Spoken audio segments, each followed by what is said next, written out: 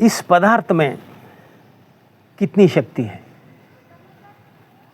कुछ सदियों पहले हमें इसका पता नहीं था, लेकिन फिजिक्स के वैज्ञानिकों ने इस पदार्थ के ऊपर खोज करते करते उसके आखिरी अंश अणु तक पहुँचे। छोटा सा अणु जो पदार्थ का आखिरी अंश है, लेकिन उन्होंने पाया कि इसके भीतर एक जगत है, सब एटॉमिक वर्ल्ड, और इसके विस्फोट होने से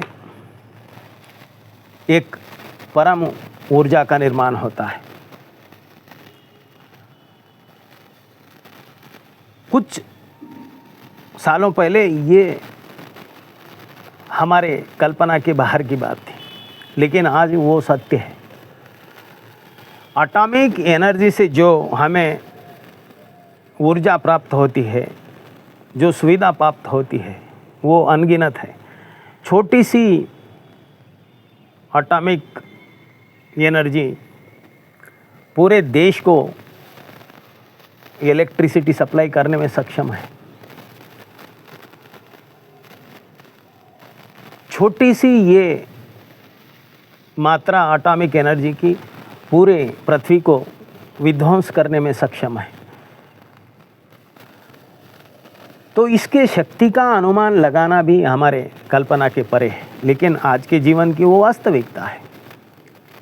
उसी तरह वैदिक पीरियड में व्यक्ति के शरीर और उसके ऊर्जा की खोज हुई, तो उन्होंने पाया कि शरीर का जो आखिरी अंश है वो ह्यूमन सेल है, कोश पेशी।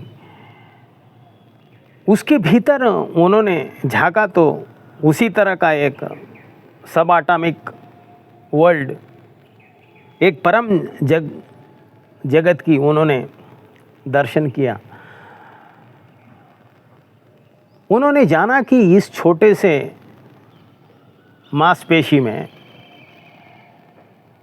एक विराट ऊर्जा छिपी हुई है, और उस विराट ऊर्जा को अगर हम उजागर करें, उसको एक्सप्लोर करें, तो व्यक्ति का जीवन ऐश्वर्य और सुख से भर जाता है।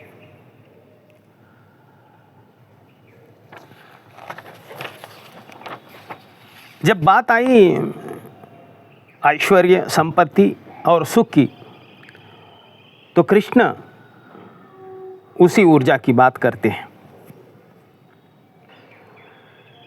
देवान भावयत अनेन ते देवा भावयन्तु वा परस्परं भावयन्ता श्रेय परम वाप्यस्त।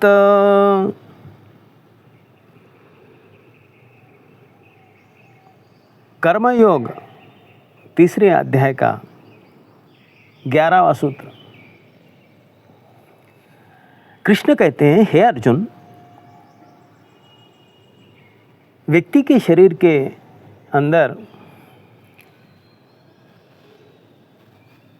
पावर पॉइंट्स है, जिसको योग चक्र कहता है।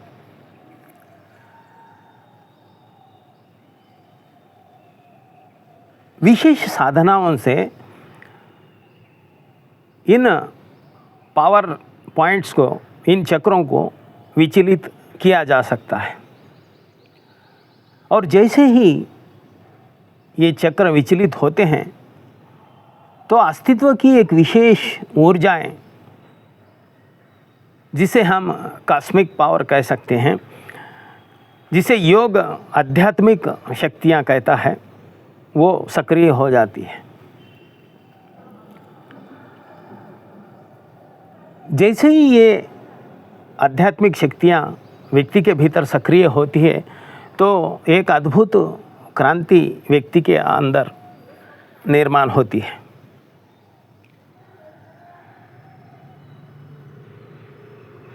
उस ट्रांसफॉर्मेशन का, उस क्रांति का परिणाम ये है कि ये शक्तियाँ व्यक्ति के अंदर एक सृजनात्मक मिस्टिकल स्किल्स का निर्माण करती है, जिससे व्यक्ति संपदा, ऐश्वर्य और सुख को प्राप्त कर सकता है। और ये सुख और ये संपदा सृजनात्मक है, सात्विक है। इसको योग सिद्धि कहता है, सिद्धियों को प्राप्त करना।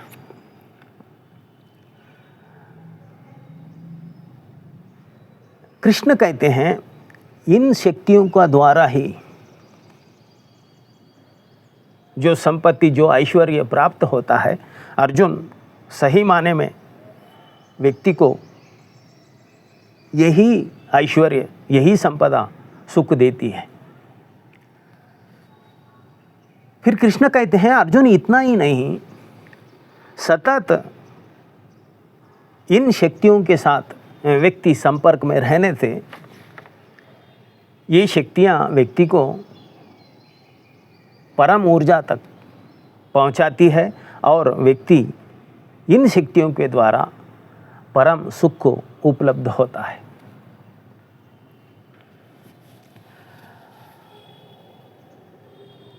कृष्ण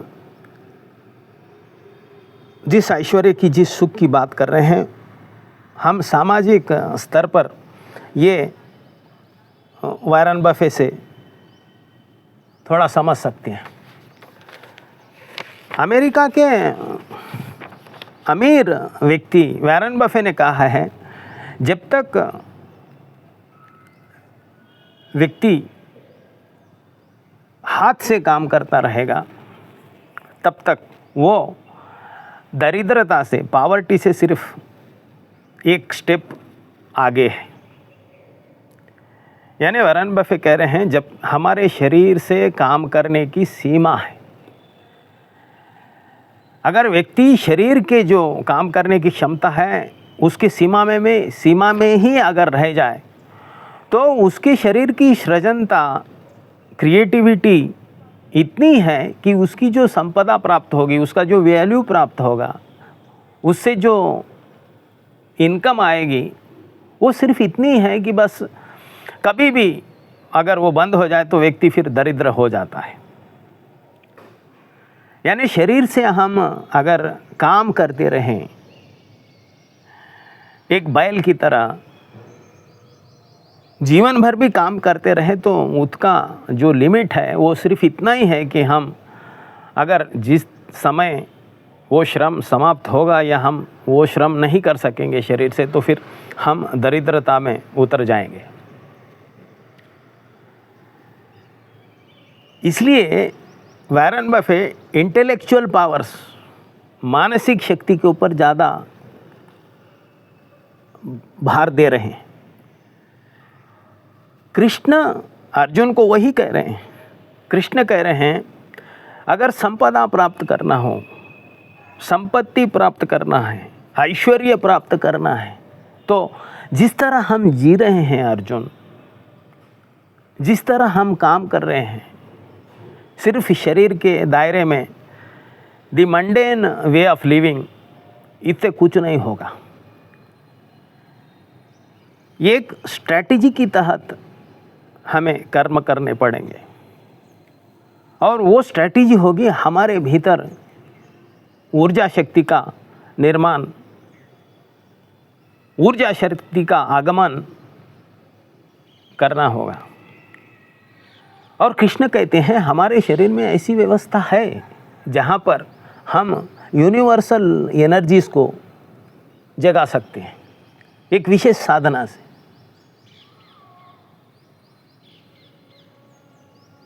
तो कृष्ण कह रहे हैं अर्जुन को, भागने में कोई समाधान नहीं है जीवन से। जीवन का समाधान इसी में है कि जीवन में जो भी उपलब्ध है उसे प्राप्त करो और उसको भोगो, उससे सुख प्राप्त करो। इसलिए योग इसे सिद्धि की प्राप्ति कहता है।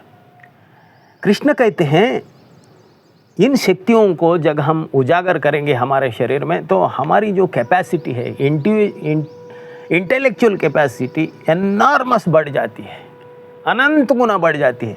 और हमारे भीतर में जो भी स्किल्स है वो स्किल्स बाहर आते हैं, हमारे भीतर जो भी कला है वो बाहर आती है, ताकि व्यक्ति कौन से भी जीवन के आयाम में हो, उस आयाम में